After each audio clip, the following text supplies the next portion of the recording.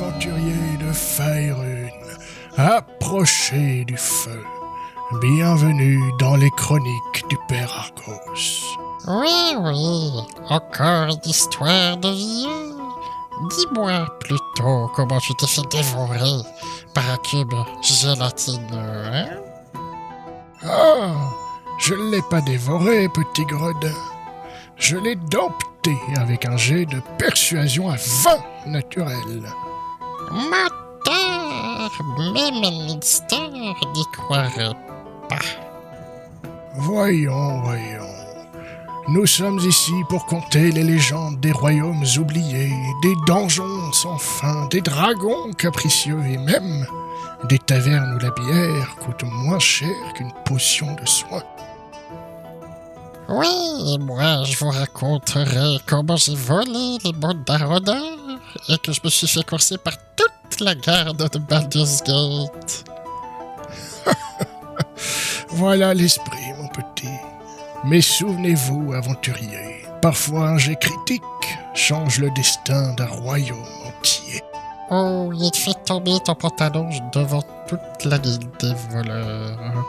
Bienvenue dans les chroniques du Père Argos.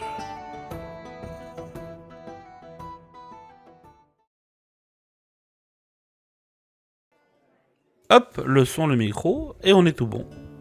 Bonsoir à toutes et à tous. Bonsoir. Bonsoir. J'espère que vous allez bien. Ce soir, nous allons aborder plein de points, on a eu plein d'idées. Et surtout, on va se dire un truc, c'est que c'est février, donc la Saint-Valentin, tout ça pour ceux qui l'ont passé.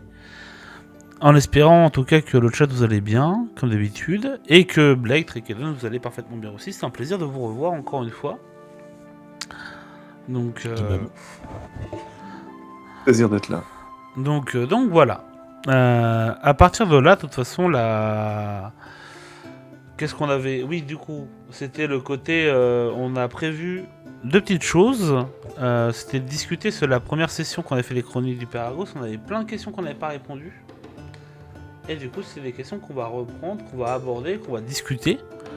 Tous les trois et avec vous aussi. Pour essayer de voir un peu qu'est-ce que tout le monde en pense, etc. Donc voilà, le but étant de répondre à vos questions de la dernière session. Alors, du coup, il y avait une question qui avait été posée, que je vais poser là, du coup un peu plus de façon plus brute. Alors on va juste changer de titre. Hop, pour être sûr que...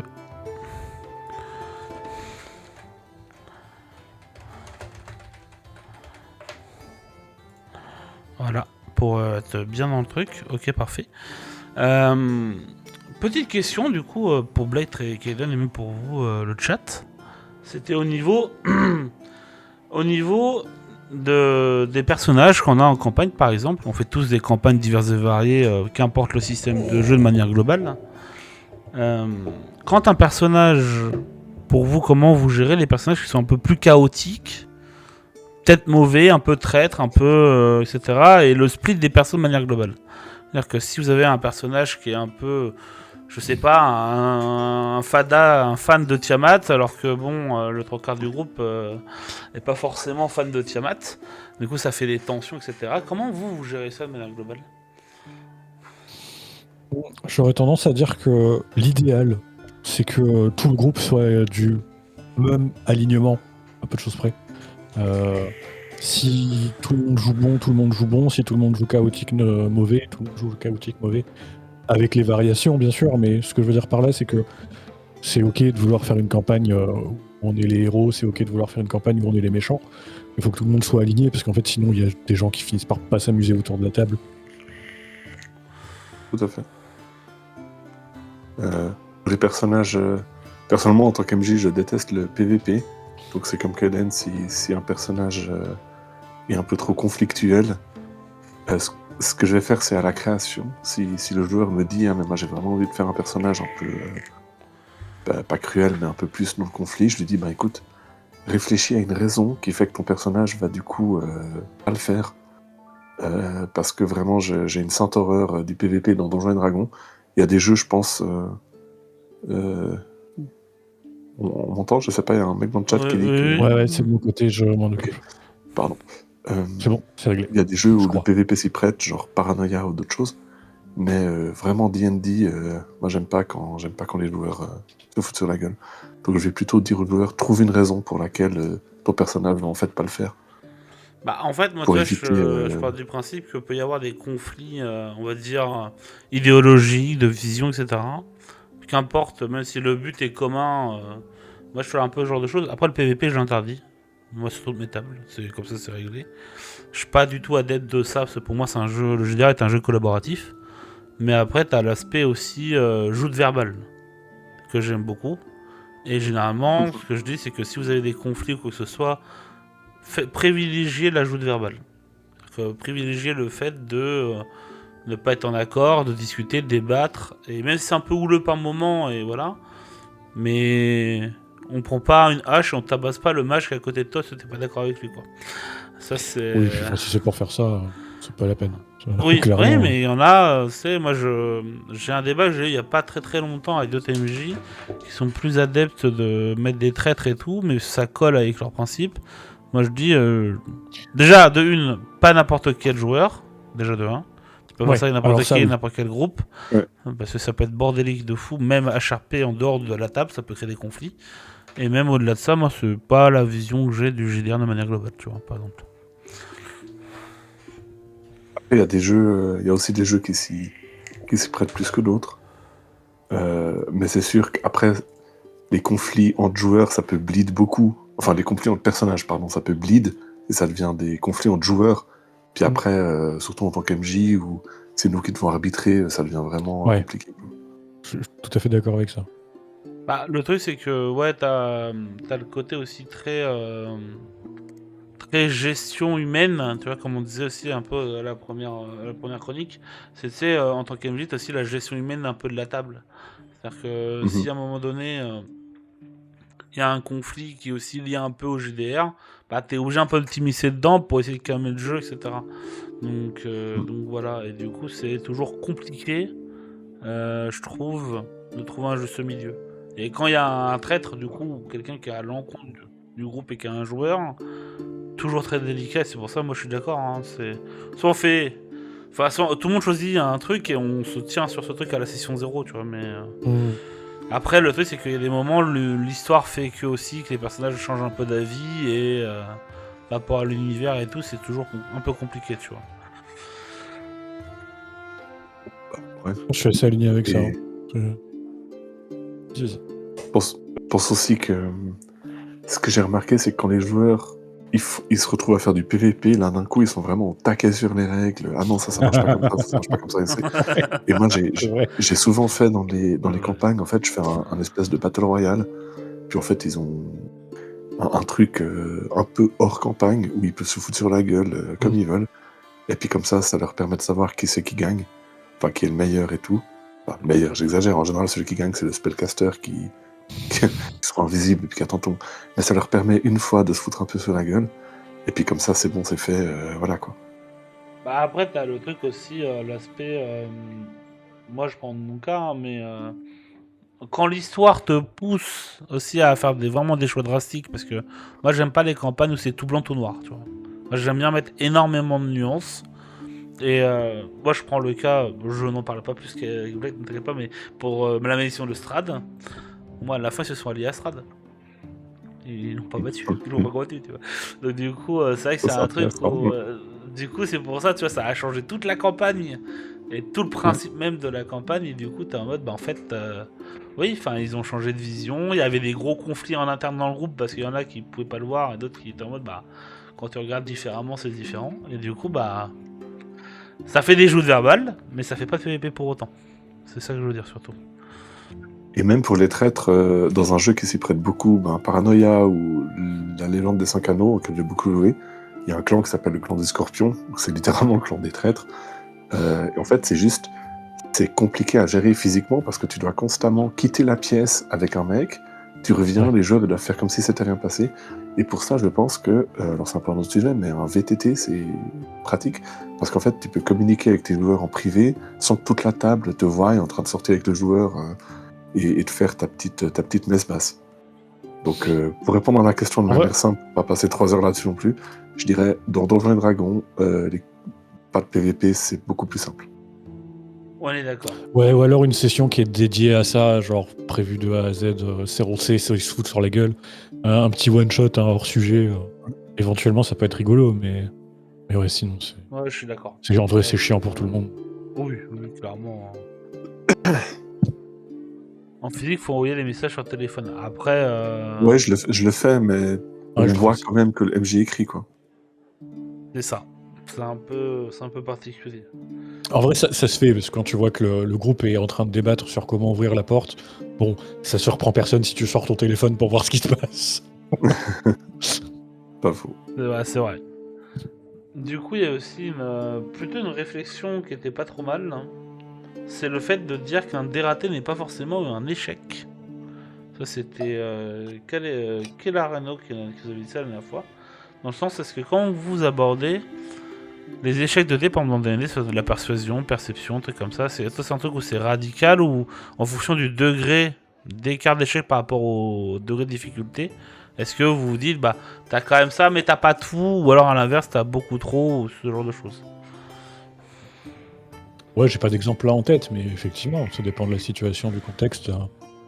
Si t'as des situations, par exemple, qui n'auraient aucune raison de rater, bon, au pire, t'as juste des gardes qui arrivent, par exemple, une connerie comme ça. Je dirais c'est presque une erreur que je faisais beaucoup, surtout quand j'avais moins d'expérience. C'était demander un jet de dés, et puis en fait, tellement m'attendre à ce qu'ils réussissent que de pas anticiper s'ils allaient rater. Et maintenant, j'ai tendance à plus même pas demander de jet de dés si je sais que de toute façon, j'ai pas envie qu'ils ratent. Ouais. C'est beaucoup plus simple. Parce qu'en fait, quand tu demandes un jet de dés, ben, ma foi, il faut être prêt à toutes les éventualités. Et puis l'une, c'est l'échec. Et puis un échec, ça peut faire avancer la partie. Le meilleur exemple qu'on a sûrement tous eu, c'est un jet de discrétion raté qui crée une situation complètement recommandesque qui en fait devient vachement cool. Et puis souvent, Oui. t'arrives à, en tant qu'MJ, quand même ramener ça pour faire progresser l'histoire. Donc non, un échec d'une action ne veut pas du tout dire un échec de la progression narrative. Et ça, c'est hyper important. Oui, ça, je suis entièrement d'accord. Tellement de jets, entre guillemets, loupés par rapport au degré de difficulté, mais quand même des conséquences incroyables. Je pense qu'on l'a tous vu, vécu et fait, quoi. Donc, c'est ça qui est vachement intéressant aussi. Un exemple, c'est quand tes joueurs fouillent la pièce, et puis par exemple, dans Cthulhu, tu leur fais un jet de trouver objet caché, puis en fait, il y a un truc hyper important qui doit se passer. Ils doivent absolument prouver quelque chose. Et en fait, ils ratent, et là, t'es là, ah mais merde, en fait, j'avais vraiment besoin que vous trouviez.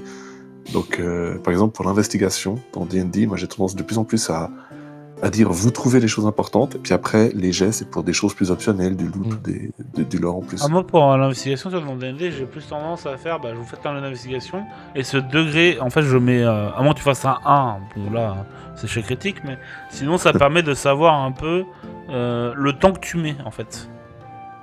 C'est-à-dire, plus le jet est foiré par rapport au DD, plus tu vas mettre de temps, et tu vas trouver juste ce que j'ai besoin, entre guillemets, tu vois. Mais oui, c'est ce que je veux dire. Un échec de dé, ça peut justement être juste de la perte de temps, crochetage, de porte basique raté, exactement. Ouais. Un bateau de milice qui arrive au bout de la rue, donc nouvelle situation à gérer, mais pas forcément un combat outre. On est d'accord. C'est vrai que c'est un côté qui est très vrai, et ça amène pas mal de situations assez rocambolesques, et ça peut être très très sympa. Perso, moi je trouve ça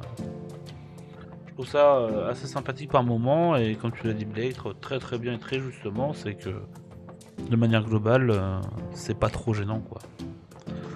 Ça amène des situations. Vraiment d'accord.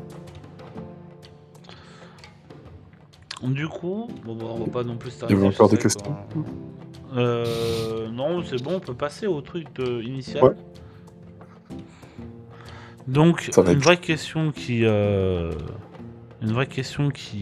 Enfin, pour moi, je trouve ça assez rigolo parce que je pense qu'on a tous une façon différente de faire la chose. C'est-à-dire la romance en JDR. Comme on est au mois de février, le mois des amoureux, tout ça, pour ceux qui en sont. Et bah, en fait, ça, c'est une vraie question. Et on s'était dit, ça peut être sympa à aborder. C'est-à-dire savoir comment on gère la romance en général de manière globale. C'est-à-dire PJ, PNJ, PJ, PJ, PNJ, PNJ. Enfin voilà, comment on fait en sorte, entre guillemets, de partager un truc sympa sans que ça soit cringe et sans que ça soit non plus inutile au scénario. Enfin, moi par exemple, la romance de manière globale, je l'utilise énormément en scénario. Ça arrivait que des joueuses ou des joueurs ont une romance avec la PNJ. S'ils l'ont cherché, parce que la situation a donné que, et que j'ai un peu appuyé dessus en me disant ça peut être sympa pour avoir un petit levier. Et du coup, je sais pas ce que vous en pensez, mais c'est vrai que moi ça me dérange pas de le jouer. J'ai aucun problème, mais toujours dans la surface. Genre, pas non plus me draguer non plus, quoi. Ne décris pas des scènes de sexe hyper intenses dans tous les détails, franchement. Ah non, c'est le plus drôle. Ah, c'est le plus drôle.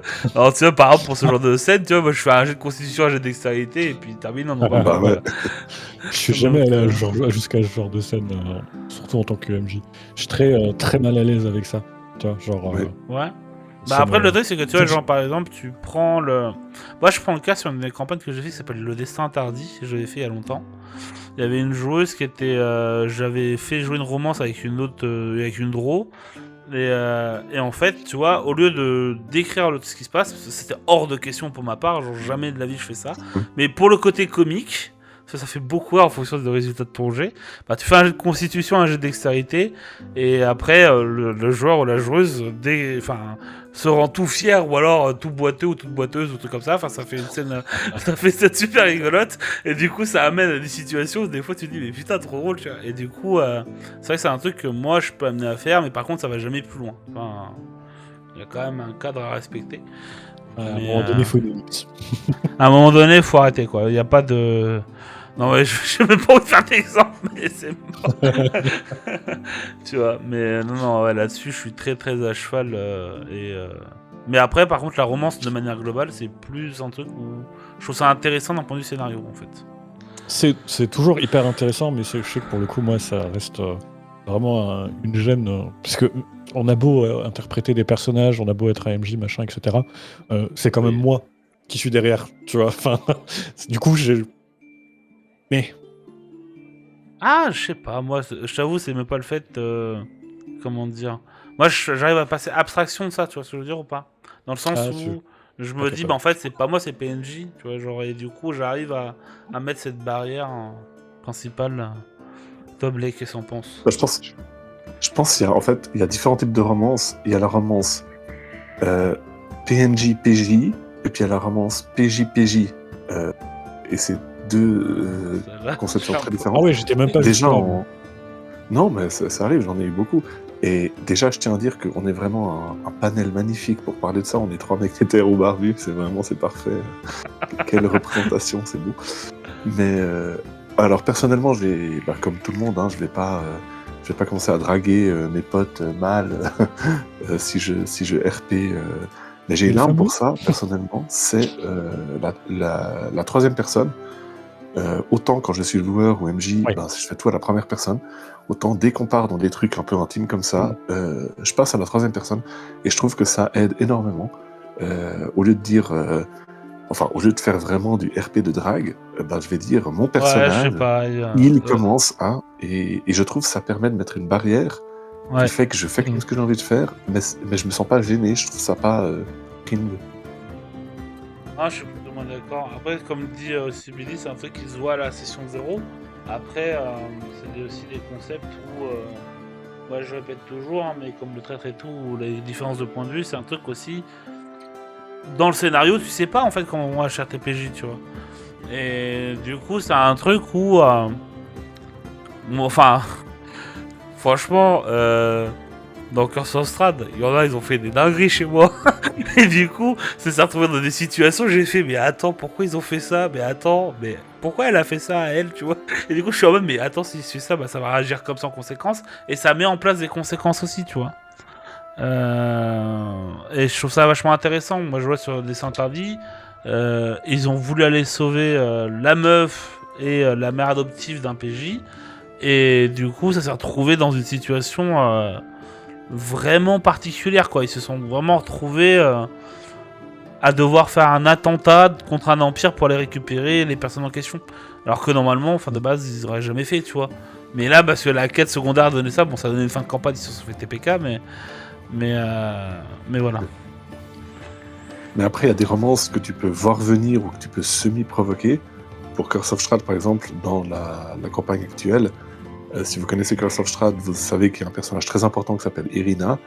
Bah, j'avais mis un rêve, Moi, ouais. j'ai vraiment set-up pour qu'il y ait une romance. Ça veut pas dire que je l'ai forcé, mais j'avais vraiment tout mis en place pour.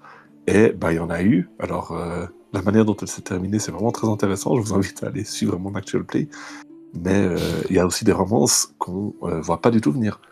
Dans la campagne L'éveil des Seigneurs des Runes, qui était une des premières grosses campagnes que j'ai faites ces dernières années, une de mes joueuses est entrée dans une romance avec une PNJ et je m'attendais pas du tout à ça, et en fait ça s'est fait très naturellement.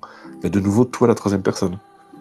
Parce qu'aussi on joue entre amis, t'as des gens, enfin si t'as, je sais pas moi, un couple à table qui sont joueurs et toi en tant qu'MJ tu dois romance la meuf de ton pote, enfin ça peut donner des situations très gênantes, et c'est pour ça que la troisième personne aime Ouais, beaucoup. ça. Tu vois, c'est ça qui me met le plus mal à l'aise, je pense. Chez situations comme celle-là où, avec mon groupe auquel je fais des sessions IRL, donc en vrai autour d'une table, où j'avais un personnage qui était beau gosse et une de nos amies qui est autour de la table qui était ah il est pas mal machin et qui était en mode du coup est-ce que je peux le draguer ou quoi. Je fais bah alors fais ce que tu veux mais oublie pas que c'est moi qui le joue. Genre ça reste tu vois, ça reste quand même un truc qui va me mettre un peu vite mal à l'aise, et je pense que la piqûre de rappel a aussi permis de dire bah ok en fait oui c'est un jeu d'accord mais il y a aussi des gens derrière tout autour, Oui. tu vois, donc un peu Après, ça tout dépend du mood, je pense, sur le moment, et aussi de la possibilité que t'as. Et comme tu dis, Kevin, tu vois, c'est si ça te met mal à l'aise, on va pas le faire, tu vois. Alors qu'à l'inverse, par exemple, un Blade ou un mois, ça peut être en mode aussi. Comme on dit, moi je prends beaucoup à la troisième personne aussi. Et du coup, ça permet de mettre une sorte de barrière, et ça c'est pratique, quoi. On passe j'avais tes vu, mecs, personne m'accompagne. ça il y c'est a un- drôle, ça. c'est ça. J'avais vu une vidéo de. C'est au coin du Dévin, c'est deux Belges qui racontent beaucoup leur expérience. T'as une blague. Non. Qui racontent. Bah, enfin, en fait, si, du coup. Qui racontent beaucoup leur expérience de jeu de rôle, et pour le coup, c'est deux frères. Et justement, où ils le racontent beaucoup mieux, et c'est beaucoup plus drôle quand ils le disent, mais justement, ils jouent une scène de romance, et que le MJ, du coup, un des deux frères, qui est en mode vas-y, drague ton frère. C'est la scène un peu. Ah là là, Délire bordel. d'une heure et Après, demie, quoi. Une option qui est pas mal, enfin que moi j'ai beaucoup faite, moi quand je joue avec ma femme IRL, au moins c'est beaucoup plus confortable. Et puis c'est vrai que j'ai beaucoup romancé ces persos, parce qu'au moins là il n'y a pas de gêne, c'est tranquille. Mais on peut tomber dans l'autre extrême, ça peut être méga cringe pour les gens à table. Parce que nous on faisait très gaffe, t'as pas envie que tu veux aller faire ton jeu de rôle, jouer à Donjons et Dragons, puis tu te retrouves à passer 1 heure à voir un couple qui est déjà un couple qui se redrague, donc faut aussi faire gaffe à pas tomber dans l'autre sens. Bah, tu vois, par exemple, ma compagne joue beaucoup à mes tables, et c'est un truc où je m'interdis ça, tu vois, par exemple. Genre, je suis même plus dur avec elle pour éviter de montrer s'il y a du favoritisme ou quoi que ce soit. Je suis beaucoup plus sévère avec elle. Et sur ce genre de show-là, enfin, ce thème-là, je ne l'aborde pas du tout. Tu vois, je sais que ça peut être, comme tu le dis, un peu chelou, tu vois, t'as ce délire de. Ça peut être un peu particulier. Mais bah, c'est moi, mes joueurs autour de la table, je pense qu'ils apprécieraient pas forcément, tu vois. Donc, Faut juste faire attention et pas utiliser le jeu de rôle pour faire ta date night, quoi. C'est juste ça. oui, non, bon, Ouais.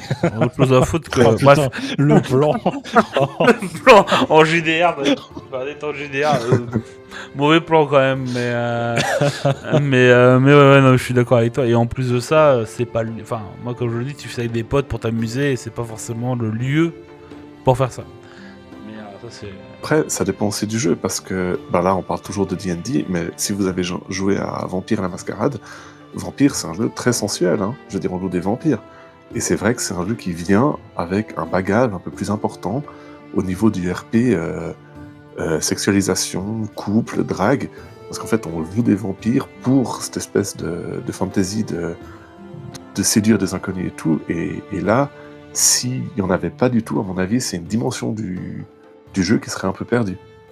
Donc il y a aussi des jeux qui s'y prêtent plus que D&D. Après, ça dépend comment tu l'abordes. Par exemple, moi, j'ai fait un one-shot un jour de Blade in the Dark.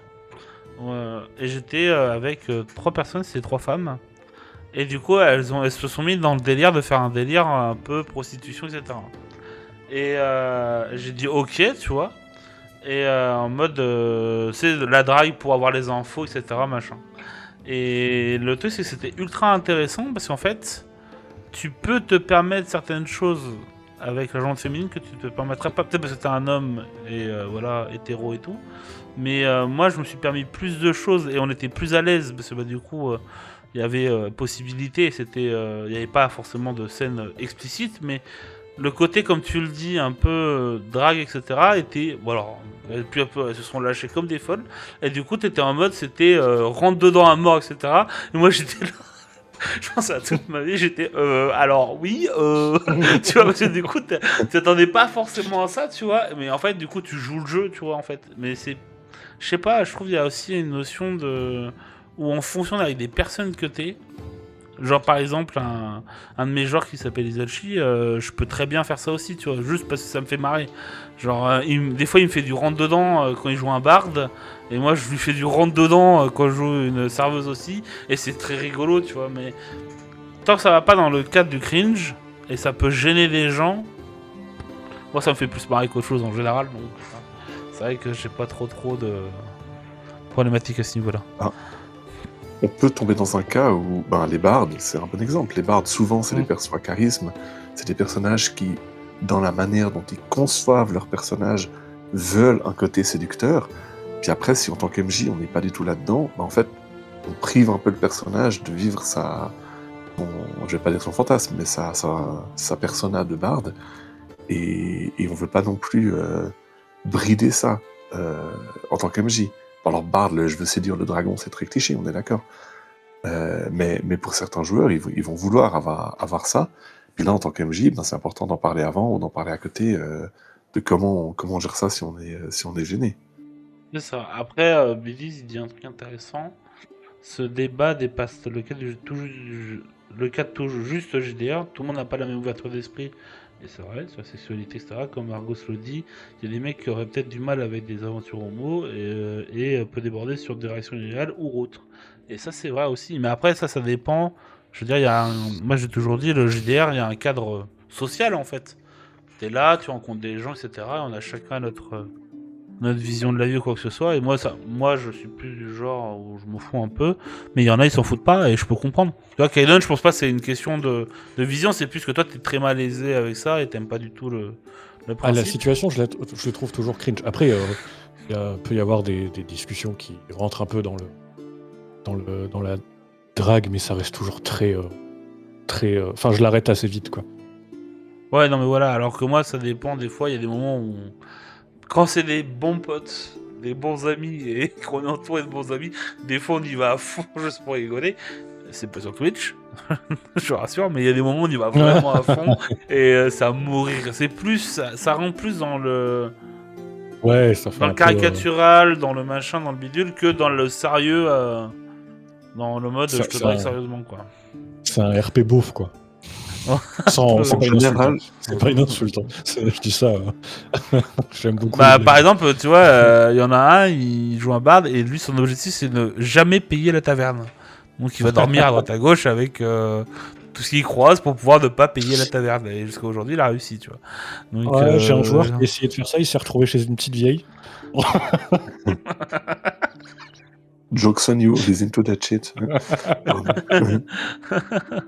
Mais de toute façon, quand il s'agit de ce genre de choses, on est souvent dans la parodie, surtout les bardes et tout. C'est des vraies relations, j'ai envie de dire, belles comme ça dans le jeu de rôle.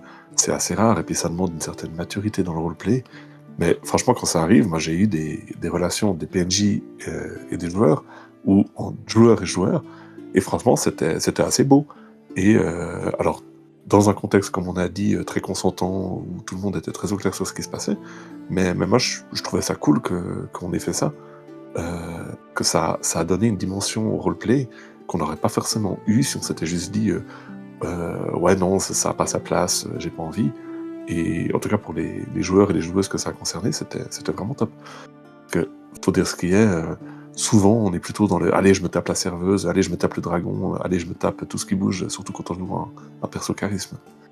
Et concernant la remarque avant sur les remarques homophobes et tout, de mon expérience, les joueurs de jeux de rôle, enfin leurs personnages, c'est des mecs les plus open du monde. Ils se tapent genre un slime ou un homme champignon. Le bard, il va quand même. Enfin voilà quoi.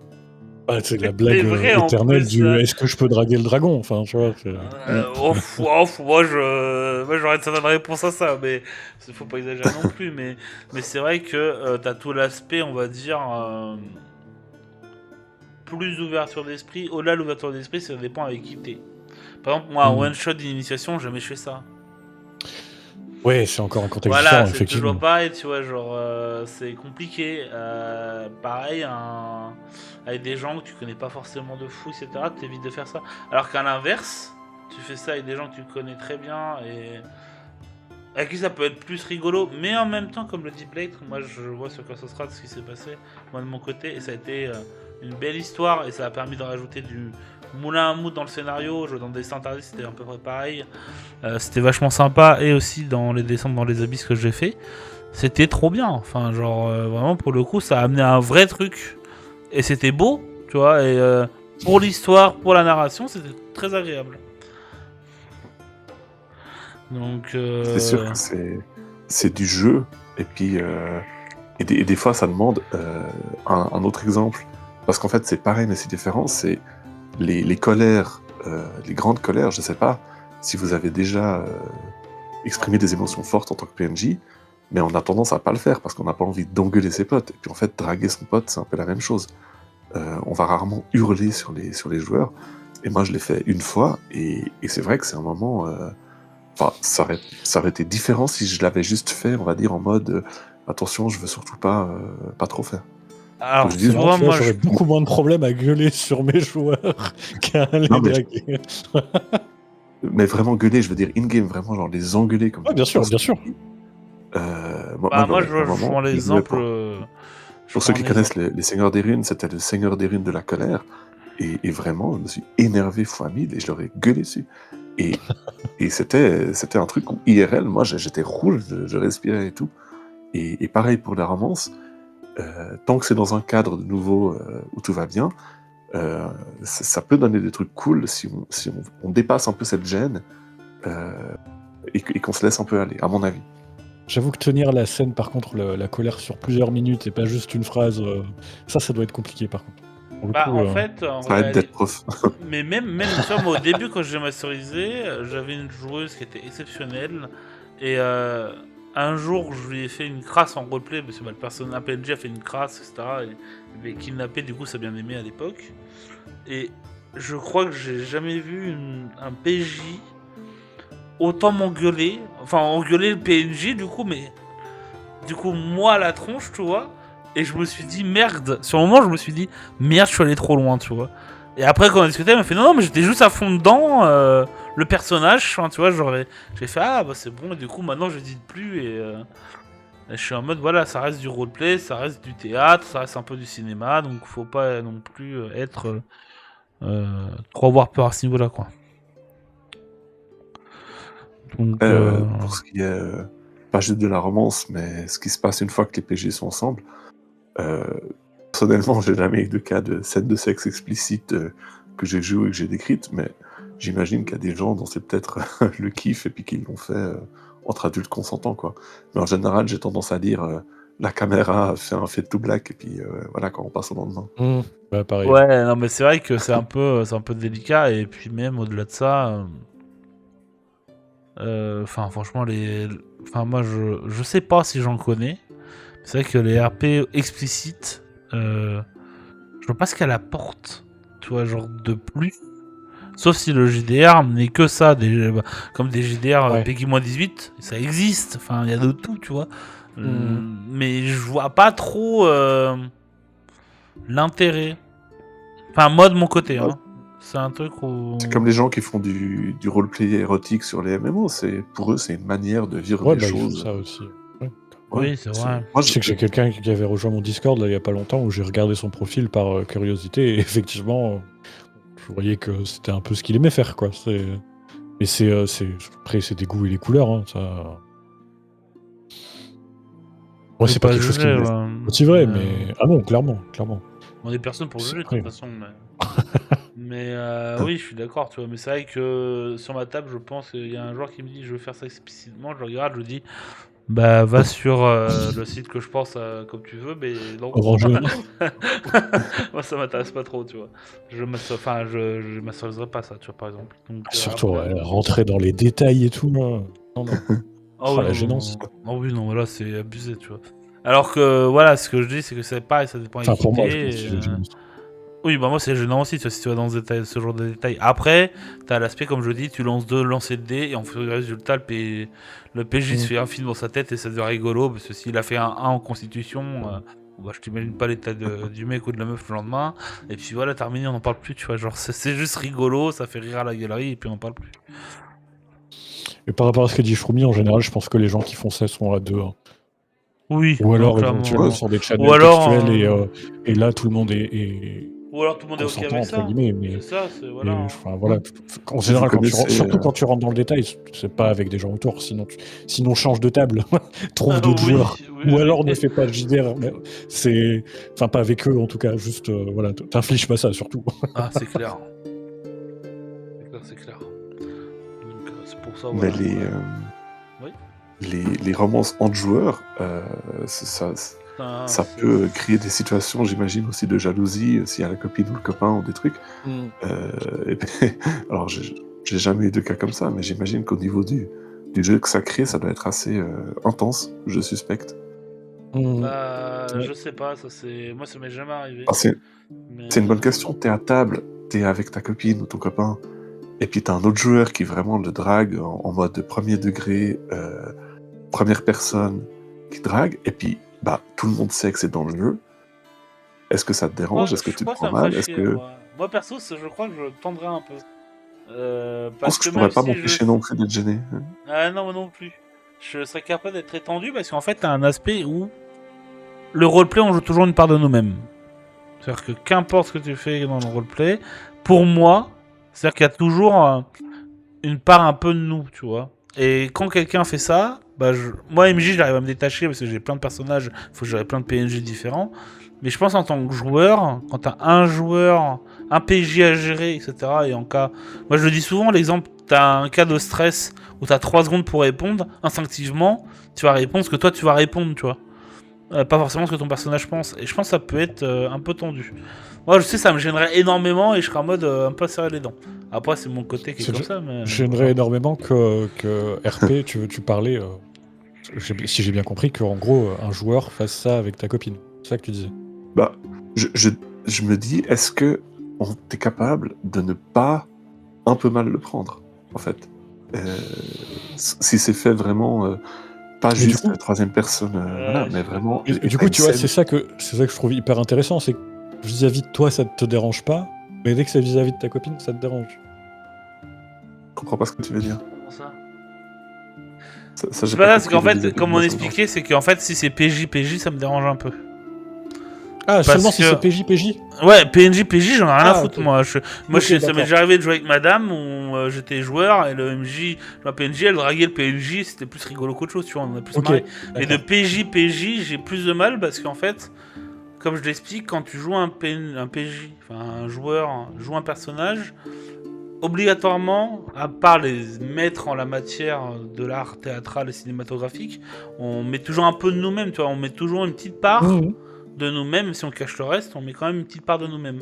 Et du coup, ça peut vite être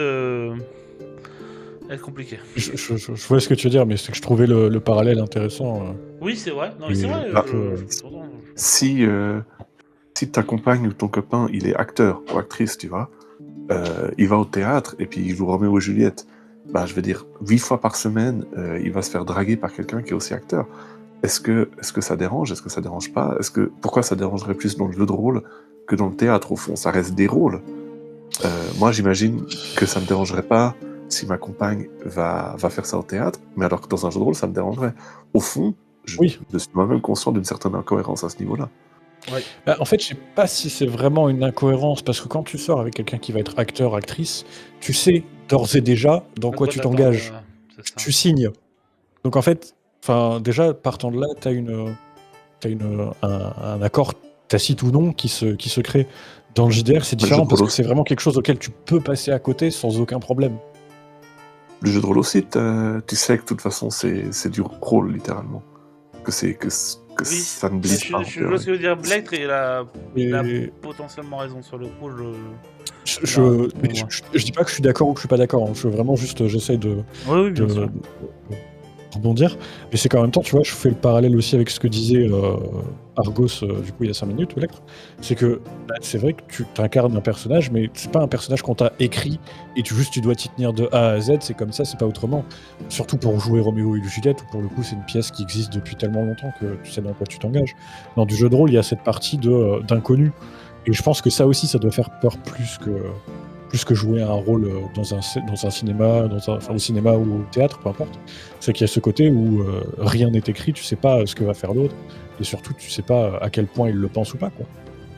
Ouais, j'avoue que le côté J'imagine. non scripté, ça rajoute une dimension. C'est un bon Bah, je point. pense aussi, tu vois, genre Euh. quand t'es acteur ou actrice, c'est vrai que c'est différent. Enfin, t'as un script, tu le lis et point barre, tu vois. Même si t'es mannequin ou un truc comme ça, alors que c'est vrai que le GDR, t'as une grosse part d'impro, d'inconnu, et du coup, je sais pas, c'est vrai que c'est très contradictoire, je suis d'accord avec toi, Kevin, mais c'est vrai que c'est un peu différent, tu vois. Enfin, en tout cas pour ma part, mais... Moi, je voulais revenir sur quelqu'un qui a fait une remarque que j'aime bien. C'est Biddies qui a dit, dans un contexte, donc on s'entend, la torture, le viol peut présenter une scène crue de l'horreur. Je suis assez d'accord. Et puis je donne un exemple pour Curse of Strahd, pour ceux qui connaissent Irina. Oh oui, oh non. C'est vraiment un choix que j'ai fait parce que dans la campagne, c'est marqué que Strahd, il lui rend visite la nuit et puis il reste assez vague sur ce qui se passe. Et moi, dans ma campagne, vraiment, c'est une victime d'abus. Et vraiment, on traite ça avec un certain sérieux. Hein. On n'est pas là à lol. Mais j'ai remarqué que le PNJ fonctionne mieux et les PJ se sont plus attachés à elle. Bah après, ça dépend avec qui Et t'es, tu surtout, vois. Strahd.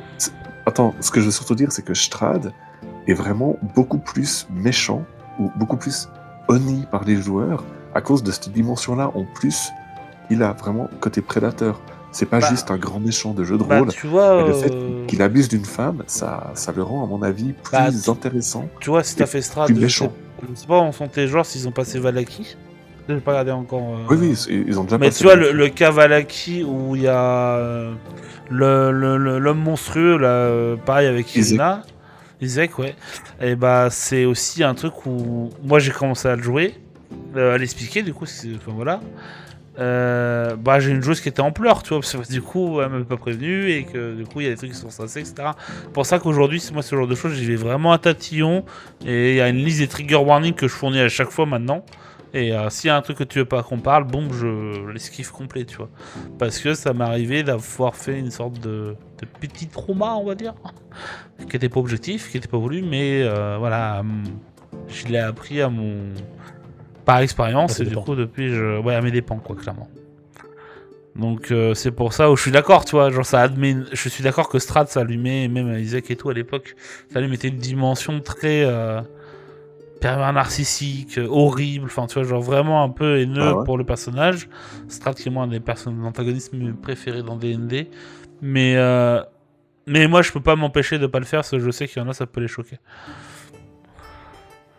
En fait, ça rejoint un peu ce que je disais au début, qui est, surtout les rôlistes, c'est quand même, on n'est pas non plus les gens toujours les plus extravertis ou les plus à l'aise dans des situations sociales au monde, hein. Soyons francs, c'est quand même le cas.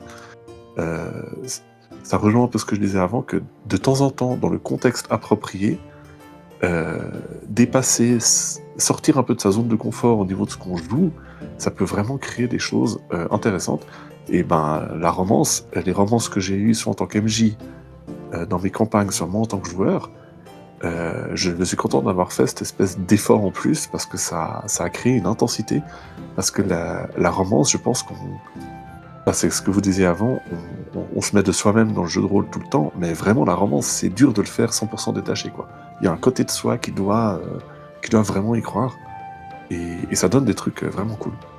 Pour le coup, je suis plus ou moins d'accord. C'est vrai que tout ce qui est non-consentement et tout, j'ai un peu de mal, mais c'est vrai que par contre, pour ça. attends. Voilà. T'as raison d'avoir du mal, et je pense qu'il n'y a pas d'autre chose que. Oui, non, mais ce que je veux dire, c'est que. normalement- Genre, par exemple, tu joues à Culte ou un truc comme ça, enfin, il y a des trucs horribles, tu vois, genre. Et il y en a, ils sont plus à l'aise avec ça, on va dire, tu vois. Donc, du coup, moi, j'ai du mal, et c'est un sujet qui est un peu tabou pour moi, tu vois. Et du coup, j'évite. Parce que franchement, quand t'as une joueuse qui est vraiment pas bien en pleine partie, bah. Ouais, legit. Je t'avoue, ça fait mal et tu te dis merde, j'aurais peut-être pas dû. Mais parce que j'étais Ça, de jeune toute façon. MJ, je connaissais pas trop et j'ai appris à mes dépens, tu vois. Maintenant, je fais très attention. Mais ouais. Ça, c'est un consensus aussi plus global de tu fais gaffe à ce que tu fais. Si t'as un personnage qui vient de perdre quelqu'un dans sa famille, tu fais peut-être. Enfin, un joueur qui vient de perdre quelqu'un dans sa famille, tu commences pas par un enterrement à ton jeu, quoi. Mais ça, c'est. Je pense qu'en 2026, il y a assez peu de gens qui seraient contre cette idée de quand même faire un peu gaffe. Oui, bien sûr, on est d'accord.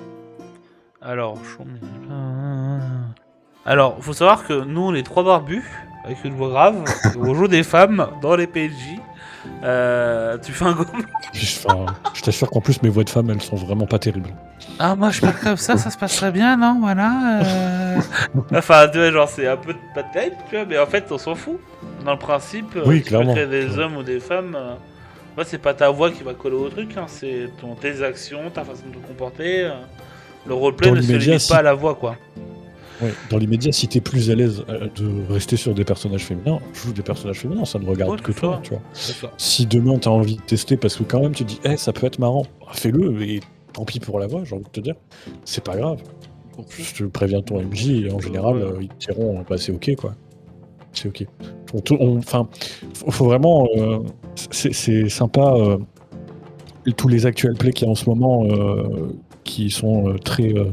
Avec des comédiens, genre je prends par exemple ceux avec les acteurs de Baldur's Gate, là, ou alors même juste Critical Role, c'est super, ils sont super dans le personnage et tout, mais en vérité, les tables, ça se passe pas comme ça, hein. Non, Personne n'est réellement comédien autour d'une table de jeu de rôle. non, du Qui ont la tout, et chance d'être. c'est même très différent.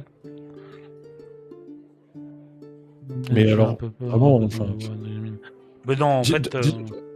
Dis-toi juste un truc simple et net, c'est que si t'es dans une table, que tu joues un homme, que tu as une voix aiguë, et si quelqu'un te fait une réflexion sur bah dis donc, un homme, ça n'a pas une voix comme ça, hein, bah change de table. Joue pas avec ces T'es gens-là. un gros con, Juste- terminé, ça s'arrête là. Hein. Juste, Euh, voilà. Fin Ouais, je suis d'histoire. désolé, moi je dis souvent, en fait, quand on débute dans le GDR, on a très peur de ce que tu peux représenter, de ce que tu peux montrer, etc. Et en fait, ça revient à ce qu'on disait tout à l'heure, tu vois, c'est le fait d'être à l'aise ou pas. Mais il faut savoir qu'il faut jamais se fermer à la.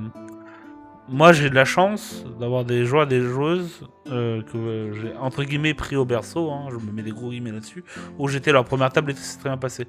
Ça m'est déjà arrivé d'avoir des joueuses que j'ai récupérées qui m'ont dit je suis un peu timide et j'ose pas trop parce qu'en fait je me suis pris des blagues misogynes et sexistes à longueur de la partie, tu vois. Et du coup, c'est un truc qui est très compliqué et il faut remettre en confiance et tout. Et maintenant, elles s'éclatent, tu vois, et font plein de JDR et sont contentes de ne s'être pas arrêter à la première erreur. Et enfin, erreur.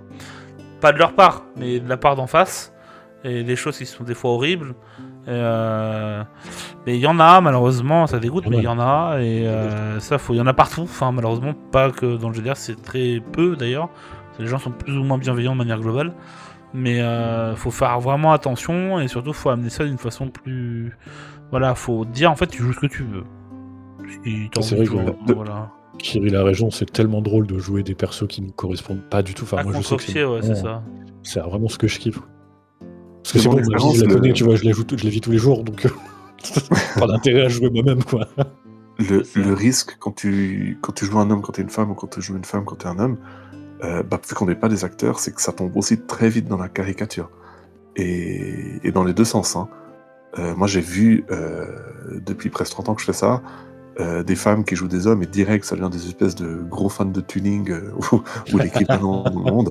Et puis un homme qui joue une femme, mais le nombre de fois où ça devient des espèces de nymphomanes. Personnellement, je permets évidemment à mes joueurs de jouer des personnages féminins ou inversement, mais je dis toujours, il faut quand même faire un peu gaffe à pas non plus tomber dans les clichés de base à ce niveau-là. Bah oui, Et après, il y a une option que j'aime bien parce que j'ai joué un perso comme ça, c'est le changeling. Et jouer un changeling, en fait, c'est assez Un cool parce changelin, qu'on est tout le temps en train de changer de genre, et c'est assez intéressant au niveau des roleplay. Ouais, pour D&D, c'est très intéressant, il est très cool. Et même au-delà de ça, toi, tu disais que c'était un peu... En fait, le fait qu'il y ait, entre guillemets, des gros guillemets, hein, des caricatures, montre qu'en fait... Bah moi, ça me fait plus marrer qu'autre chose, tu vois. Mais après, je pense à... Quand ça fait longtemps que t'en fais, comme toi, Blake, par exemple, ça fait quand même bien plus que nous deux, moi qui Aiden réunis. Je pense que t'as d'expérience, et je pense qu'au bout d'un moment, t'en as un peu marre. Mais c'est vrai que moi, j'ai tendance à essayer de... Tu vois, par exemple, quand je crée un personnage avec les joueurs, et ils veulent créer un personnage, déjà, je leur demande un background assez complet, avec des caractères, des défauts, des qualités, des machins, des peurs, des joies, d'une force, etc. Et pour qu'ils puissent créer leur personnage, et pas juste... Bon, bah moi, je joue une nana, je suis une infomane, je suis une pain-bêche, et puis ça s'arrête là, tu vois. Non, faut rajouter de la profondeur, tu vois. Genre, Bien, c'est un personnage qui a de l'intérêt. Oui. Ça peut être une pain-bêche, Oui. mais si elle a de l'intérêt et que c'est bien amené, bah c'est cool, tu vois. C'est comme un homme qui, Ouais, en fait, qui c'est fait le surtout beauf, si ça bah, sert c'est quelque ça. chose scénaristiquement parlant. Oui, c'est ça, voilà. Donc ça, c'est... C'est c'est- surtout ça, les... C'est comme le Ichi dans les mangas, c'est juste si c'est juste là pour faire plaisir, ça n'a autant pas le intérêt, mettre, quoi. tu vois. Mais après, Mais voilà, encore une c'est fois, pour ça, voilà. Oui, pardon, Blake. je maintiens qu'il faut pas non plus être trop fixé D&D.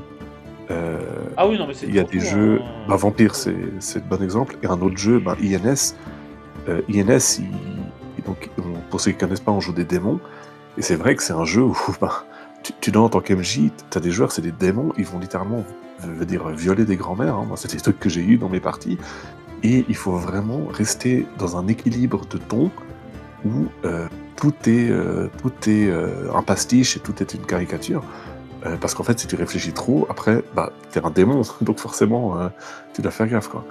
Donc D&D a aussi une certaine bienveillance, mais je maintiens qu'un jeu comme Vampire ou un autre peut vraiment intégrer le côté séducteur et sensuel et Casanova dans la mécanique de jeu même. Oui, non, mais ça, je suis d'accord. Après, c'est pareil, tu vois, tout est une question d'envie, etc. Tu vois, genre, aujourd'hui, je pense à Vampire la Mascarade, moi, ça m'attire pas du tout, tu vois, par exemple.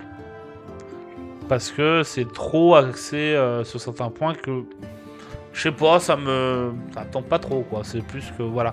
Alors qu'un Blind in the Dark, un Cyberpunk Red, etc., qu'est-ce qu'il y a? C'est le message de Kirill qui m'a fait rire. Rester sur un sujet Quand léger, on ça va INS, le viol de Michou comme parti. il faut vraiment connaître INS. Hein. J'avoue que pour quelqu'un qui connaît pas, ça doit être un peu bizarre.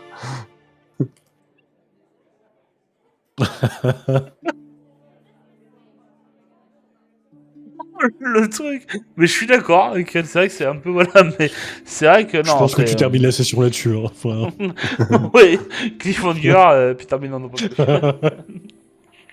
INS, le scénario d'introduction, il faut retrouver des anciens nazis pour les faire une réunion de néo-nazis. Enfin, c'est un jeu doucement spécial. avec hein. ce mot-là, puisqu'on est en live Twitch. Ah, pardon, excuse-moi. Non, ça va. Non, alors là-dessus, je te rassure qu'Aiden, c'est pas bannissable. C'est américain, hein, voyons, Ah c'est ouais pas européen. Ouais, non, c'est pas bannissable. Non, non, non.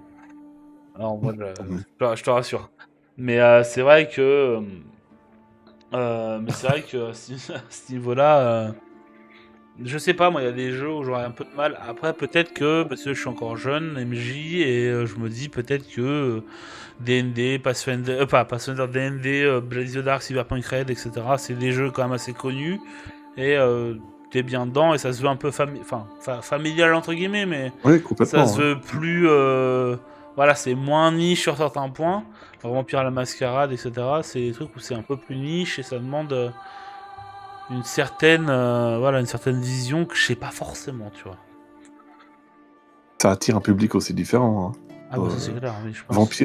Vampire, pour ça, il est bien au niveau des néophytes du jeu de rôle, parce que ça fait appel à un inconscient collectif qu'on a tous, qu'on sait tous que c'est un vampire. Et puis l'idée de jouer Lestat ou Dracula, ça parle très vite aux gens. Ouais. Oui, après oui, c'est vrai, ça dépend des envies de chacun et tout, c'est toujours pareil. Genre aujourd'hui, t'as envie de faire un truc classico-classique, D&D est très bien. T'as envie de faire un truc un peu différent. Il y a énormément de systèmes qui existent qui sont un peu plus narratifs, qui sont très sympas.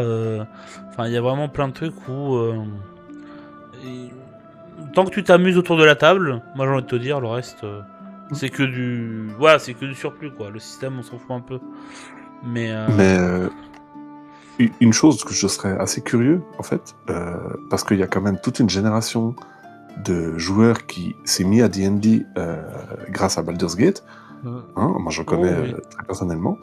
Et c'est vrai que dans Baldur's Gate, la romance, c'est une partie hyper importante du jeu. Et on est tous, Oui. toi t'as pris qui? T'as pris Karlach ou t'as pris Shadowheart, Best Girl, tout ça. Toujours. Et ce que je veux dire, c'est, je me demande si pour des gens qui se mettent à Bizarre. D&D grâce à Baldur's Gate, est-ce que pour eux c'est une dimension Oh, qui serait obligatoire en fait, ou pas obligatoire, mais en tout cas intéressante. Mais je pense que plus déjà... pour des gens. En fait, le truc, c'est que pour moi, Baldur's Gate a démocratisé énormément de points de D&D et les gens s'attendent à jouer à Baldur's Gate. Donc, automatiquement, tout ce qui est romance, tout ce qui est histoire, tout ce qui est côté humoristique aussi, qui est très propre à l'Ariane, est très attendu par les gens. Moi, je sais que j'en ai vu un paquet qui ont appris le JDR comment. Déjà, ils disent pas JDR, ils disent DND. Ça, c'est un truc qu'il faut savoir aussi. Ils disent DND, ils parlent de JDR comme si DND c'était le seul JDR. Et aussi, t'as l'aspect où ils attendent, ils veulent jouer ça. Tu vois, genre, ils veulent jouer Shadowheart, ils veulent jouer Karlach. En tout cas, un équivalent, dans le principe. Et pour moi, c'est un peu délicat parce qu'en fait, quand tu dis ça, en fait, la vérité n'est pas vraie, tu vois. Genre, c'est pas ça, le JDR. Enfin, c'est un jeu vidéo avant tout, tu vois. ça pourrait. Ça pourrait, mais ça l'est pas, tu vois. Genre, aujourd'hui, t'as plein de trucs et très automatisés, très jeux vidéo, enfin, les codes du jeu vidéo, tout simplement, en fait. Genre, aujourd'hui, tu peux pas faire la campagne, tu peux faire la campagne de Baldur's Gate sans vie. Tu te renseignes, tu fais une campagne D&D sur Baldur's Gate, enfin, comme celle de Baldur's Gate, mais dans le principe, il y a plein de trucs qui fonctionnent pas, tu vois. Parce que tout dépend des joueurs. Nous, MJ, on peut pas tout apporter sur un plateau d'argent.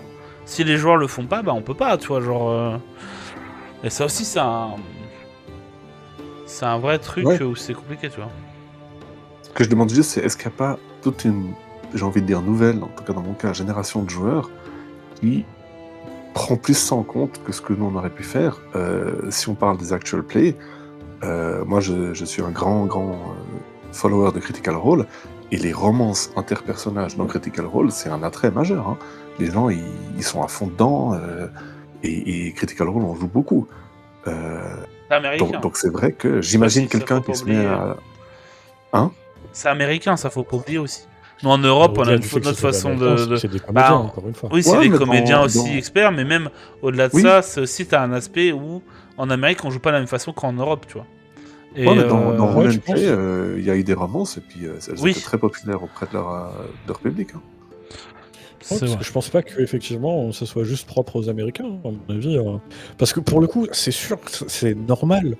En fait, ce genre de trope, c'est vraiment c'est intéressant. C'est pour ça que dans toutes les séries, films, animés que tu vas regarder, il y a de la romance à un moment ou à un autre. Ça peut être effleuré du bout des doigts, ça peut être plus poussé. C'est quelque chose qui te fait rentrer dans le personnage, entre guillemets. Donc c'est normal que C'est ça, le cas de le ça dire, vienne. Oh putain. Certes.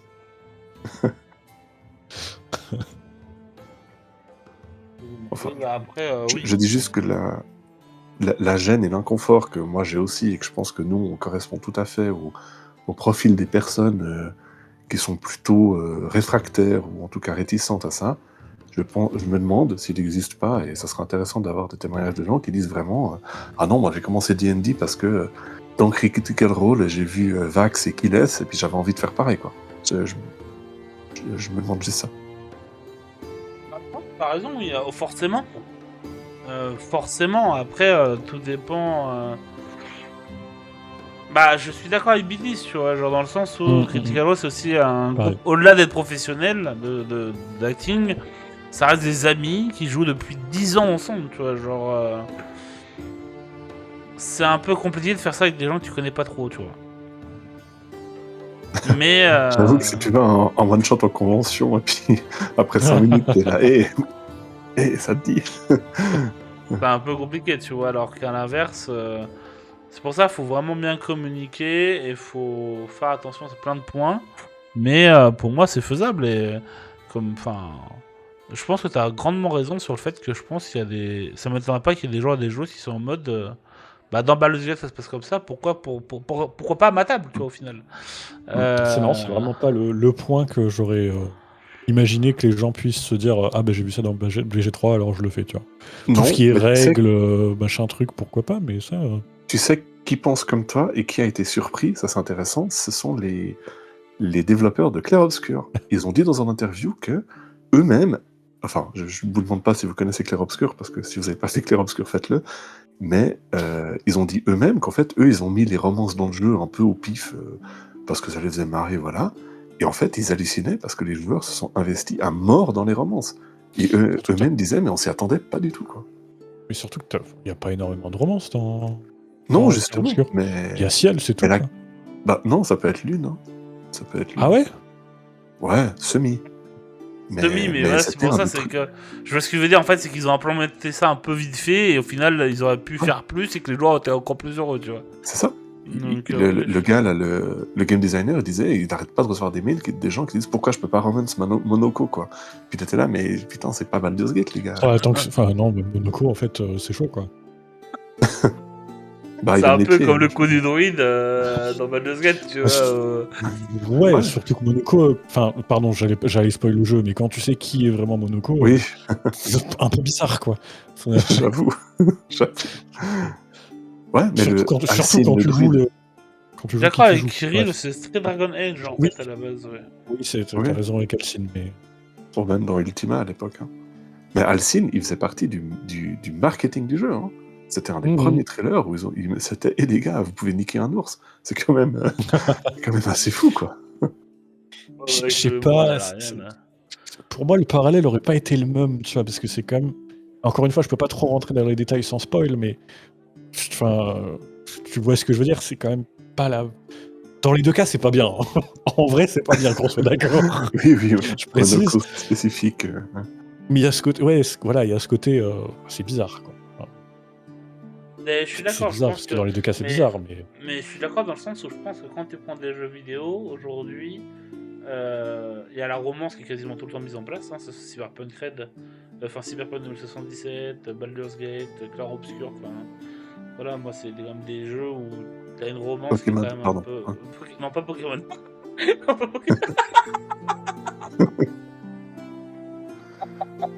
Oh non, surtout pas, s'il te plaît. Non. Mais on précise dans le jeu pour l'ours. Hein. Oui, on est d'accord qu'on précise dans le jeu, hein, évidemment. Mais c'est vrai que je pense que ça amène un truc très très sympa. Ça amène un truc très sympa, mais après, est-ce que les joueurs veulent absolument ça? Je pense que oui, hein, qu'ils en veulent. Parce que ça amène un autre débat, mais ça c'est un débat que je sais pas si on faut le faire maintenant sur Twitch, mais c'est vrai que l'aspect très... Parce que ça amène une autre question, tu vois. Moi que j'ai vu 1000 fois sur mes tables et j'ai dû modérer comme jamais, c'est les joueuses qui se draguent entre eux, ou les joueurs qui se draguent entre eux, ou machin, et du coup ça fait des rencontres, et ça amène aussi à ça, tu vois, dans le principe. Je sais pas, mais... Oui. Mais ça, après, c'est juste dans quelle mesure partager un hobby permet à des gens de se rencontrer et Oui, ça c'est vrai. faire un... et puis ça, je pense, on a...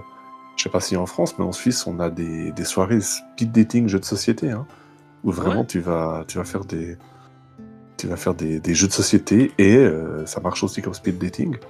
Puis là, au final, le jeu de rôle n'est qu'un vecteur par lequel s'expriment juste les intérêts communs, et puis tant mieux pour les gens qui se rencontrent grâce à ça. C'est vrai. Ah là là, on parle de speed dating en GTA, ça peut être drôle ça par contre.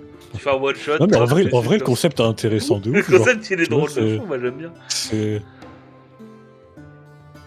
Je sais pas, il y a un truc à creuser, je pense. On va Ça ouvrir existait en on va France ouvrir un aussi, truc. je suis sûr. Oh, pareil, On ça ouvre un existait, ouais, c'est sûr. Mais ouais, après je suis d'accord avec Shamsi aussi, c'est dans le sens où si ça devient un rencard pour 2 joueurs, ouais, c'est vrai que ça peut commencer à casser les couilles pour les autres. Mais... Oui, bah, c'est pour ça que enfin, quand tu fais du speed dating, c'est pas à 6 personnes, quoi. c'est vrai. En général. Après, j'en ai pas fait, mais de ce que j'en vois dans les séries et films, pas ça, quoi. Ah là là. Le mythique fantasy. Mais ouais. Mythique, c'est vieux comme référence, ou je sais pas si ça existe encore. Je pense pas. Je pense Ouais. pas, je sais pas, je suis jamais dans un truc de rencontre, donc je peux pas te dire, mais ouais. Mais tout ça pour dire que de toute façon, on est tous plus ou moins d'accord pour dire que de toute façon, la romance, etc., c'est en fonction du groupe que t'as, du MJ que t'as, et de la façon dont ça se coordonne tant que c'est consentant, tu vois. En fait, la session 0 De toute avec façon, des on est- trigger warning, et puis voilà quoi, mais... On est toujours trop d'accord dans ce podcast, c'est toujours le problème. Il faut plus. Ah il oui, faut mais c'est plus ça, de en fois. même temps, enfin... On est des Ah gens bon, exceptionnels, bref, qu'est-ce ok, que tu veux. pardon. Va falloir qu'on invite des gens chiants. Ouais, exactement. Non, Quelqu'un mais de je... très contrariant, Il faut du drama là un une peu... AI qu'on appelle l'avocat du diable. Ouais. Non, mais c'est vrai que... Après, pas forcément, on n'a pas été d'accord sur tout, hein, ça faut le savoir aussi. Hein. C'est que j'ai remarqué par rapport à d'habitude où là, sur ce coup-là, on a été un peu... On a bien discuté quoi, ça c'était sympa. Ouais,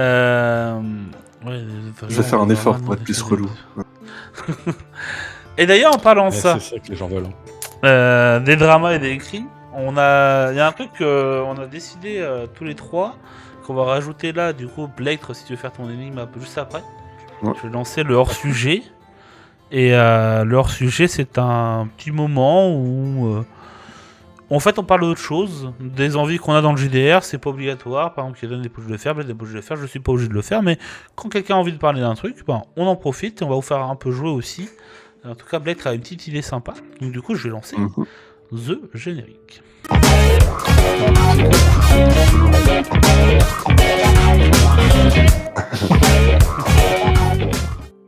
Oui, c'est vrai. Du coup, le hors-sujet. Alors, attendez. Hop, hop.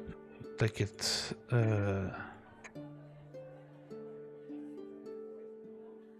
Oh. Ah, visiblement, tant mieux. Ah ouais, désolé. Mais c'était... Désolé, peut-être que j'ai mal réglé le son. Pardonnez-moi, messieurs, dames. Tout le monde a perdu l'audition. Ouais. Pardon, tout le monde a perdu l'audition, ouais. Donc du coup, Blake, vas-y. Je te laisse commencer si t'as des trucs à...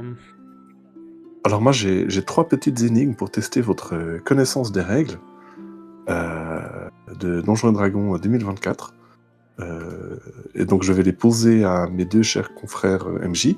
Et puis le chat, vous êtes Attends, vous êtes bienvenus 2024 pour ou tenter de 2014 2024. Mais je pose pas de questions spécifiques là-dessus, disons, t'inquiète pas. Donc la nouvelle version. La nouvelle version, Oui, mais ouais. mais pas les règles qui ont changé. Ah ok, d'accord, ok. Des choses qui sont pareilles. Donc, je prends une situation. Un PJ est contre un monstre. Le monstre a 2 attaques. Et le premier, il utilise son attaque pour foutre le PJ au sol. Et il utilise sa deuxième attaque pour grapple le PJ. D'accord ? Donc le PJ est au sol et grapple. Vient son tour et le PJ dit bah, je prends la moitié de mon mouvement pour me relever. Et après, je fais un désengagement pour me barrer.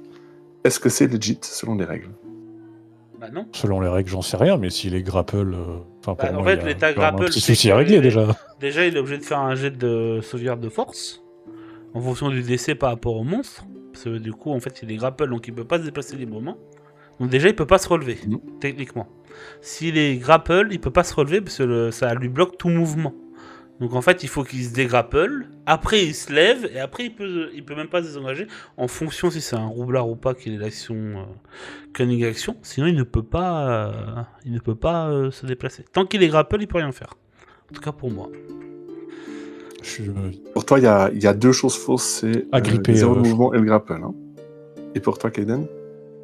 Bah, je suis un peu... Enfin, hors les règles, parce que moi, je suis pas très point. En général, quand j'ai des questions comme ça, je regarde les règles au fur et à mesure. Mais pour moi, le fait d'être agrippé indique que t'es agrippé et que tu peux pas bouger. Donc la logique voudrait qu'effectivement il y a quelque chose à faire minimum, autre que juste dire je me relève. Ça marche pas.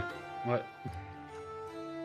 Eh ben, effectivement, il y a 2 fautes en fait dans ma phrase. La première, c'est évidemment que tu peux pas te désengager d'un grapple, d'un agrippé, pardon.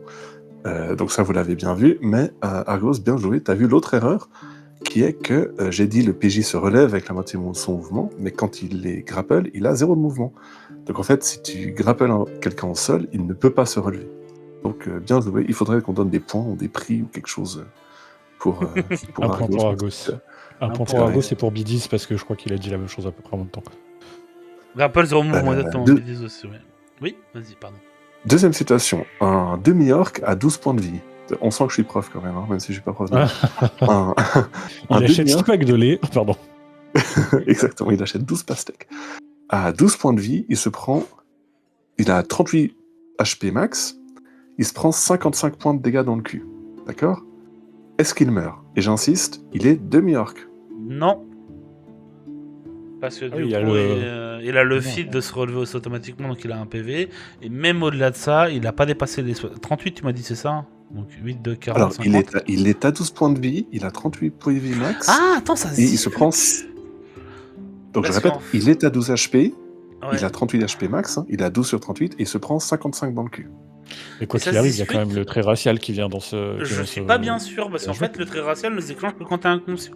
Là, il se fait one-shot, parce qu'en fait, il a 38 PV, d'accord ? Donc en fait, il a plus... là, actuellement, il a 12 PV.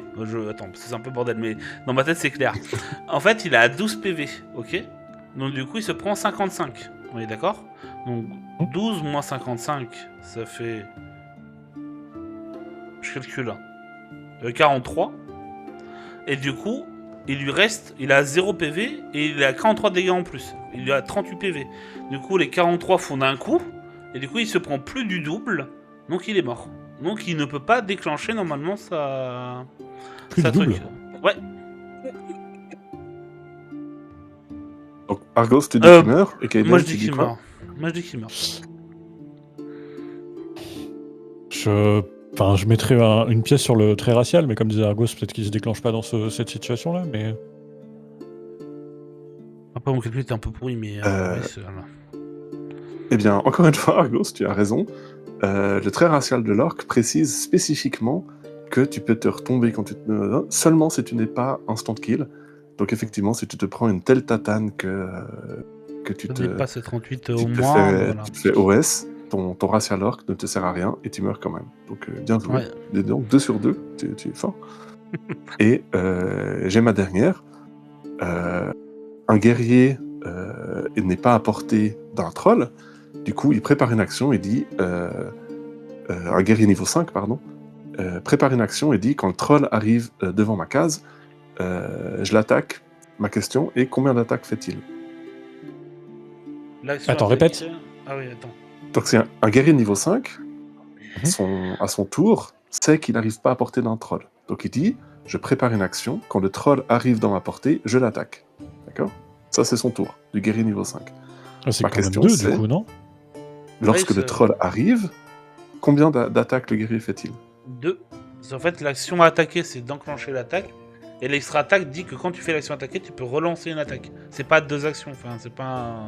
En gros, quand t'as l'extra attaque, tu peux pas faire un truc et attaquer derrière. Non, t'es obligé d'attaquer d'abord. Donc. Ouais, mais tu vois, Billy, moi je suis en mode où c'est l'action. Il se prépare à attaquer. Donc il actionne l'action à attaquer au moment où le troll est dans sa portée. Donc du coup, il peut faire une deuxième attaque. Pour moi. C'est une autre action et l'attaque unique se passe en réaction. Ah! C'est pas une réaction, du coup. C'est pas une attaque de porte ou un truc comme ça. Si Blade, on est d'accord, il décale son action attaquée au moment où il dit l'orc arrive, enfin le troll arrive sur place. Moi, je ne donne pas d'indice. Je dis qu'à son tour, les mots qui sortent de sa bouche, c'est mon tour. Je prépare mon action. Je tape le troll quand il arrive au corps à corps. Il est niveau 5. Combien d'attaques fait-il? En fait, c'est sur ce point-là où ça peut jouer, parce qu'effectivement, si comme le DB10 c'est sur la réaction, alors effectivement c'est qu'une seule attaque. C'est qu'une seule attaque. Non, si tu pars pas du principe que c'est la réaction et que c'est bien une action, alors dans ce cas c'est les deux Bah attaques. pour moi c'est un parce que décalage effectivement, d'action en fait, l'extra-attaque, c'est une retard, il retarde son attaque en fait, C'est son ça. action. Donc du coup l'action Je attaquée t'avoue se que lance, j'aurais eu tendance à faire comme toi, c'est-à-dire c'est une action qui arrive plus tard, donc double attaque. Donc de nouveau, moi, ma question, c'est selon les règles. Ce qu'on fait nous ou pas, ou comment on interprète. Oui, non, bien bien sûr, sûr, mais, mais pour moi c'est ça, vous Encore dites, une fois, ça. vous dites moi les règles deux je les attaques. connais pas, donc tu vois. Eh bien, Argos et Kaiden, vous avez tort, malheureusement, parce que effectivement, je sais plus qui l'a dit, c'est juste, en fait, préparer une action. L'action que tu fais, c'est préparer. Donc ce n'est pas attaquer.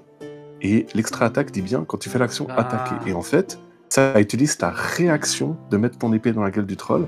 Donc vu que ce n'est pas une action d'attaque, mais une réaction, t'as qu'une seule attaque. C'est pareil s'il était hasté ou un truc du genre.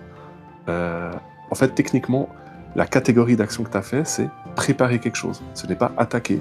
Donc tous les bonus quand tu attaques ne s'appliquent pas. Parce que tu as utilisé ta réaction. Voilà.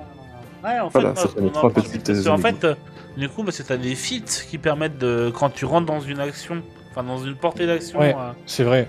tu permets de faire ça, tu vois. Pour ça, pour moi, dans ma tête, c'était le feat qui permettait.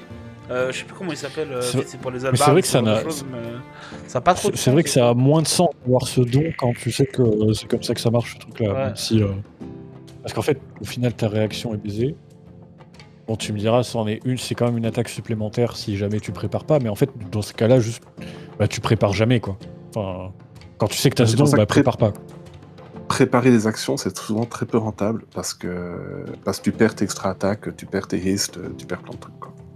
Bah, après, ouais, dans les règles, c'est vrai que moi je joue autrement. Moi je suis en mode, bah tu prépares ta Oui, oui, action dans attaquée, les et règles. puis voilà quoi. Mais oui, je comprends mieux la subtilité du coup, en effet. Voilà, mais bien joué, t'en as eu 2 sur 3. Faudra qu'on... Le jour où on aura 500 000 auditeurs, on fera des petits prix pour les gens qui nous regardent. Ouais. Oui, alors, ça va. On a le temps de préparer les prix. Oui, je pense qu'on a le temps. Pour la prochaine fois. Ouais. Pour la prochaine fois, ouais. Dans 6 ans. Soyons humbles. Voilà, c'était mes 3 petites énigmes et j'en ferai d'autres la prochaine fois si ça vous plaît. Une action permet de synchroniser une attaque avec un autre PJ, et là ok, mais préparer une attaque sable, c'est souvent bof, oui, ok. Et bah c'est bon à savoir ça. C'est ça, et déjà que c'est pas souvent utilisé, préparer les actions, je trouve limite ça dommage que ça fonctionne comme ça, tu vois. Oui, c'est vrai. Parce que du coup, en fait, personne le fait. Du coup, c'est un peu Ou en dommage. tout cas, peut-être que des tames avec des joueurs expérimentés le font un peu plus, mais moi, je sais que mes joueurs C'est préparent très une action, c'est situationnel. très rare. En fait, ils vont préparer une action quand ils savent qu'ils ne le voient pas, le PNJ, et c'est tout. C'est tout. Mais ouais. Et d'ailleurs, moi je voulais aussi parler d'un petit truc, du coup on va changer.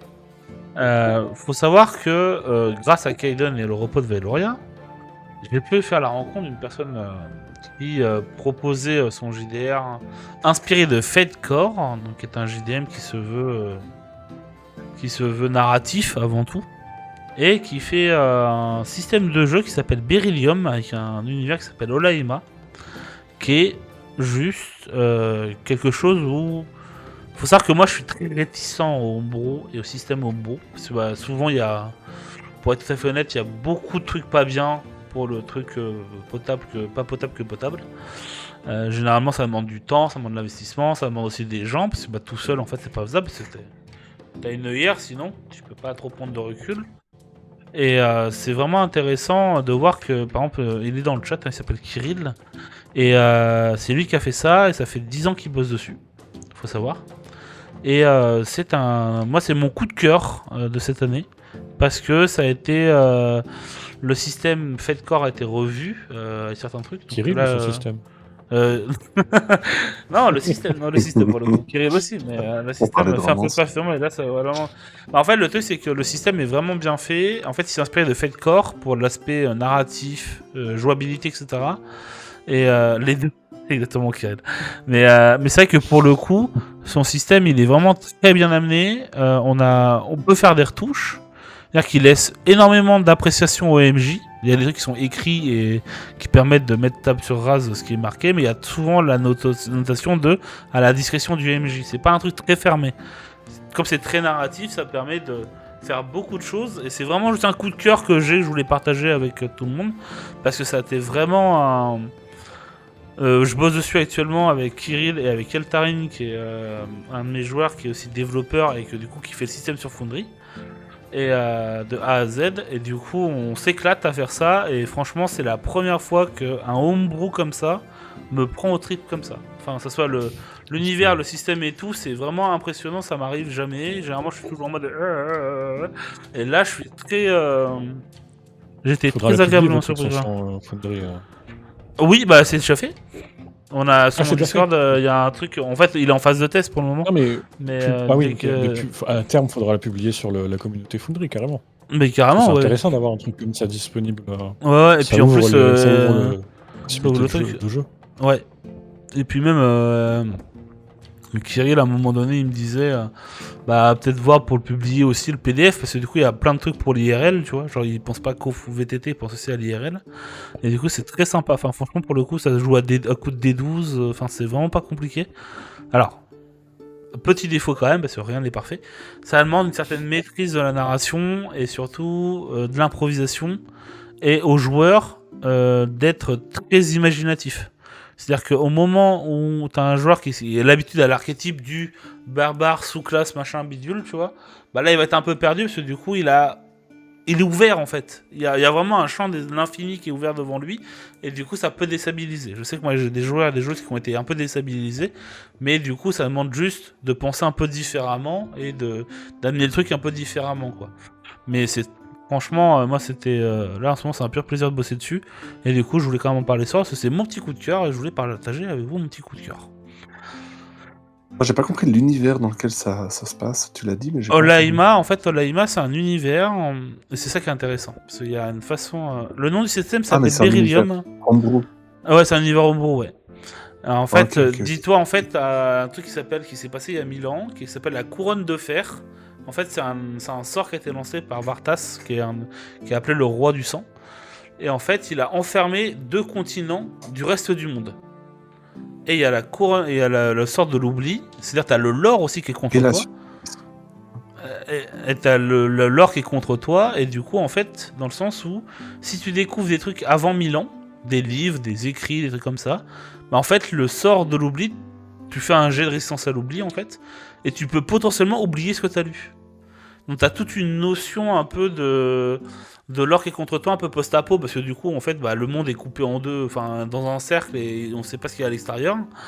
Et c'est vraiment intéressant pour le coup, c'est de la low fantasy, dark fantasy. Il n'y a pas d'elfes, il n'y a pas d'orques, il n'y a pas de trucs comme ça, c'est que des humains. Et il y a un principe de corruption pour la magie, enfin, c'est vraiment bien pensé. Et franchement, ça m'a vraiment, pour le coup, très séduit, moi de mon côté en tout cas. Mais il est chaud, voilà. Il est chaud. Ouais, pour le coup, Kirill, il est vraiment chaud là-dessus. Mais je vous partagerai le PDF si vous voulez, parce que du coup, il a vraiment bien bossé dessus. Et voilà quoi, donc c'est un peu mon coup de cœur de la soirée, on va dire.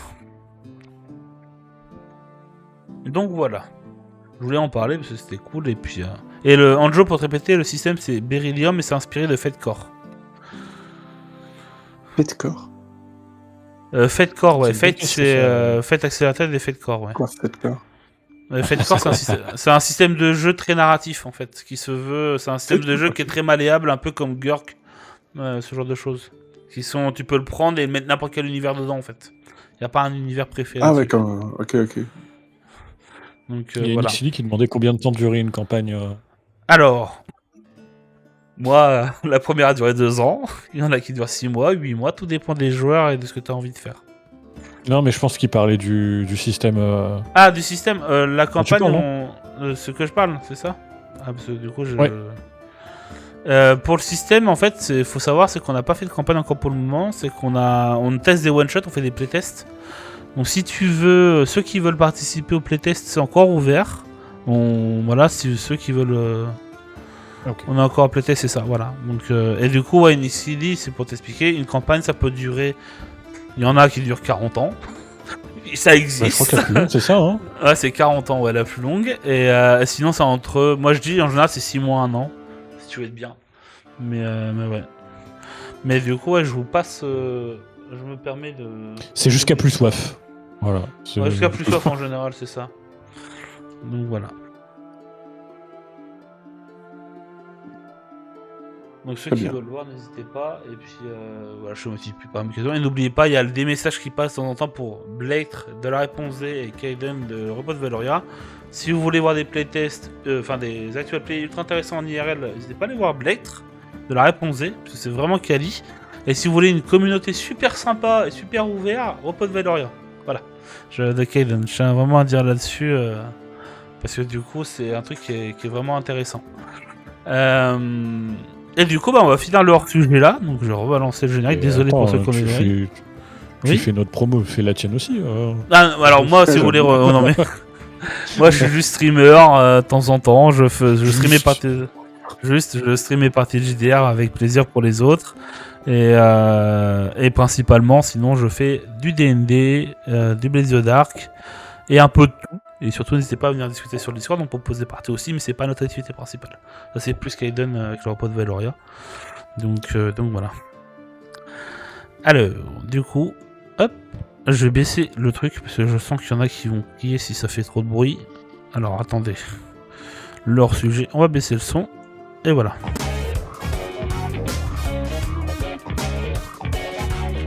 Voilà, c'est beau. Et du coup, maintenant, on va pouvoir parler d'un truc. Je pense que là, ça va être très DND pour le coup. Parce que du coup, c'est comment vous, messieurs, et même ceux du chat qui sont MJ, vous créez une set block dans DND 5. Alors moi, c'est vrai que j'ai une façon de faire assez particulière, mais tout dépend de chacun et de chacune. C'est principalement DND 5 parce que c'est là où moi je suis plus à l'aise, certains sont plus à l'aise, mais oui, je suis fier de mon jeu de gueule, en effet. Et bah bonne soirée Shromi, merci d'être passé. Et du coup, alors, il y a un truc qu'on peut faire aussi, puisque du coup, alors j'ai lancé ça peut être pour la prochaine, toi Blake, au niveau des horaires, t'es comment? Si tu veux qu'on soit là, ou se lance pendant 3 quarts d'heure de comment construire une place, parce que ça peut durer longtemps, hein, je pense. Je pense, pour moi, ça me va si on termine gentiment. Je pense Ouais, ok, mais on peut faire ça. on a bien fait le tour, c'était intéressant, mais j'ai pas envie de prendre en otage le timing, hein, qu'on soit d'accord. Non, c'est pas un otage, c'est juste que je sais que toi t'as des horaires. Voilà, c'est pour ça le but c'est quand même que tout le monde s'y trouve. Et de toute manière, ça fait déjà 1h40 qu'on est dessus. Et on a beaucoup parlé, c'est très agréable. Donc on peut, la prochaine truc, voir comment construire une salle bloc de DND et parler d'autres choses, en profiter. En espérant qu'on répondra pas juste, bah je demande à ChatGPT. Voilà, merci, à la prochaine fois. Oh non. Non, pour le coup... Il n'y aura pas que ça. Il n'y aura pas que ça, en effet. Mais ouais, pas dans la le seule principe... Non, mais c'était... Ouais, c'était non, très intéressant. c'était très sympa. On aurait dû... Oui. On aurait eu plus de viewers si on avait fait des scènes de sexe explicites en roleplay, je pense, tu vois. La prochaine fois, on fait ça. allez, c'est bon, maintenant que tu l'as Allez, dit. tu l'as dit. Ouais, d'accord. Qui commence? Mais non, c'est pas c'était ça, très c'est pas sympa ça. ce soir. Comme je dis, je répète, n'hésitez pas à aller voir la réponse de Blake, Repos de Valoria de Kaiden et moi-même sur la taverne du destin. Et du coup, on peut finir là-dessus. On vous remercie à toutes et à tous d'avoir participé activement, d'avoir l'heure, Merci d'avoir beaucoup. regardé de loin. Merci beaucoup sincèrement. Merci pour les follow ma chaîne, parce que je ne les ai pas remerciés, mais merci beaucoup. Et je vous dis à très vite. Moi pour ma part, du coup ça va être jeudi prochain ou mardi prochain pour des campagnes en cours. Et je vous dis à très vite. Tchou tchou. Bonne soirée. Bonne soirée.